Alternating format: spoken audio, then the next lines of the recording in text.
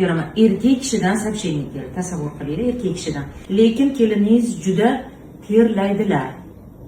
Assalomu alaykum azizlarim, barchangizga xayrli kun. Biz ish kunlarimizni boshlab oldik, lekin kelishim bilan sizlarga bitta narsa haqida gapirib o'tmoqchiman. Ertalabdan bugun ajoyib SMS oldim. Shuni sizlarga o'qib bermoqchiman va o'ylaymanki, bu muammo juda ham ko'pchilikni bezovta qiladi. O'shaning uchun o'qib beraman. Erkak kishidan сообщение keldi. Tasavvur qilinglar, erkak kishidan. Assalomu alaykum opa, men erkak kishiman. Bilaman siz erkaklarni umuman ko'rmas ekansiz, blok qilar ekansiz. Bu to'g'ri. Lekin men ayolim uchun iltimos bilan yozyapman. 1 yil bo'ldi to'yimizga. Keliningizni juda yaxshi ko'raman, mashalloh. Lekin keliningiz juda terlaydilar. Sizda shunga davo bor deb eshitdim. Bir amallab sizga yuz chizkasiga yuborsam, shu orada gapirib shu ukol haqida eslatma berib o'ting. Zora undab qolsa, dilini og'ritmaydi, o'ziga gapira olmayapman. Lekin o'zi sezmaydi. Menga sezilyapti. Iltimos yordam qiling. Lekin kosmetologga borishni xohlamaydi. Yuzida ham muammosi bor aslida. Shunga bir amallab rozi qilarman. Lekin terlashini gapirib, dilini og'ritib qo'ymay deyman. Umidim sizdan. Hamma kosmetologlar orasida sizni tanladim, chunki ishonaman siz noto'g'ri va keraksiz narsani qilmaysiz, opa.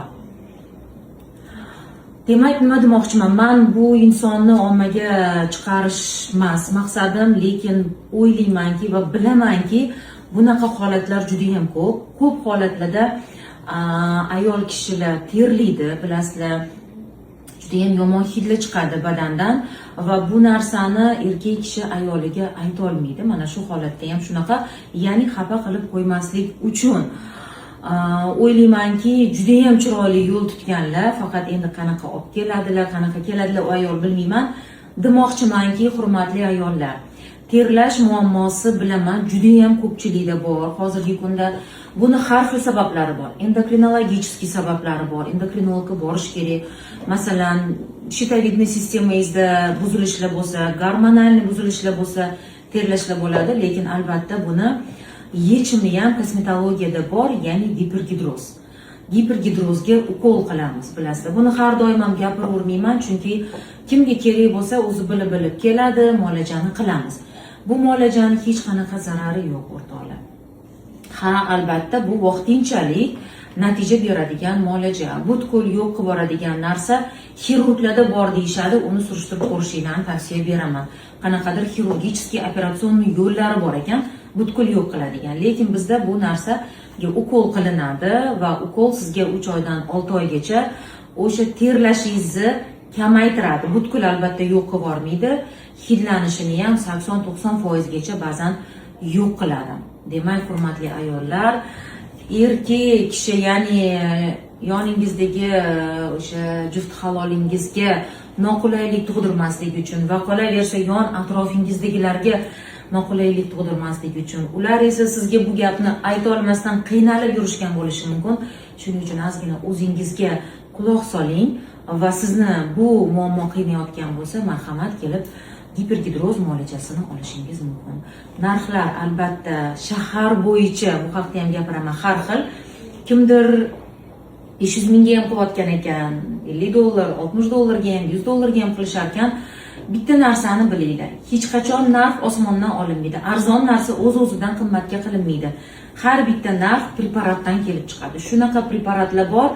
Endi to'g'risi u preparatlar haqida gapirishga ham odam qo'rqadi. Nafaqat organizmga zarar, balki bilmadim endi, juda ham побочный действиялari ko'p. Demak, yaxshi, sinalgan, sifatli, toza preparat, ya'ni halol preparatlar har doim qimmat bo'ladi, o'rtoqlar. Shuni bilinglar. Preparat bilan preparatning farqi bor. Anunda arzon, mamunda qimmat. U qimmatchi, bu arzon, o'shanga boraman deb organizmingizga zarar berib qo'ymanglar. Yana bitta narsa haqida gapirib o'tay. Bu hafta ham bir bo'lgan edi, gapirmaganman. Ayolini labi qurishi haqida gapirgan bitta erkak yozgan edi. Bizga ayolim juda ham labi quriydi, yorilib, qonab yotadi. Qanaqa ularga tushuntirishi bu narsani aytishi bilmayman. Shuni yo'li bormi? Anu lab kattalashtiradigan muolajalar shu narsani bartaraf qiladimi deganlar. Lab kattalashtiradigan muolaja haqida men bir narsa deyolmayman, chunki qilmayman, lekin labdagi qurishish, yorilishlar albatta bu yoningizdagi o'sha jufti halolingizga to'g'ri noqulaylik tug'diradi. Buni esa bizda lips kokteyl muolajalarimiz bilan bartaraf qilishingiz mumkin. Ya'ni vitaminlar asosida labga vitamin yuboriladi. Lab hech qanaqa ob'yomida kattalashmaydi, o'zgarmaydi. Filler, botoks emas bu o'rtoqlar. Faqatgina yengil gialuronoviy kislota va vitaminlardan tashkil topgan kokteyl labga qilinadi. Labdagi qurishlar, yorilishlar, qonashlar va har xil kasalliklar bartaraf etiladi.